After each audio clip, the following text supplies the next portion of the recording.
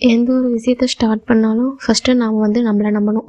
அப்போ தான் அதை வந்து நம்ம செஞ்சு முடிக்க முடியும். இப்போ ஒரு டாஸ்க் எடுத்துட்டோம்னா அதை வந்து நான் முடிப்பேன், என்னால் முடியும் அப்படின்னு நினைக்கணும். ஆரம்பிக்கிறப்பயே ஒரு டவுட்டோட எப்பயுமே ஆரம்பிக்கக்கூடாது.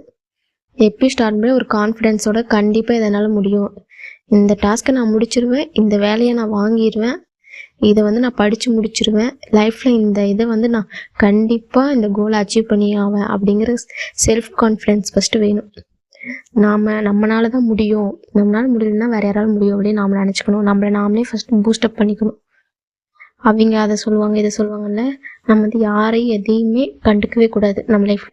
அதனால் நம்ம யோசிச்சுட்டு அவங்க அதை சொல்லிடுவாங்களோ இதை சொல்லிடுவாங்களோன்னு பயந்துட்டே இருந்தால் நம்ம லைஃப் வந்து எப்படி மூவ் பண்ணி போகிறது அடுத்த ஸ்டேஜுக்கு.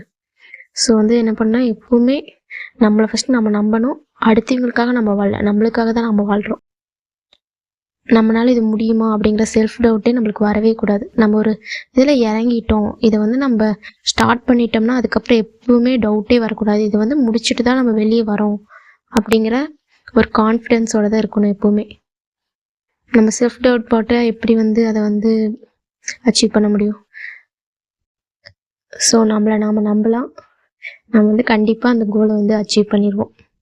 ஸோ வந்து இதான் சொல்லணும்னு நினச்சேன். செல்ஃப் டவுட் மட்டும் இருக்கவே கூடாது. நம்மளால முடியுங்கிற எண்ணம் மட்டும்தான் நம்மளுக்கு இருக்கணும்.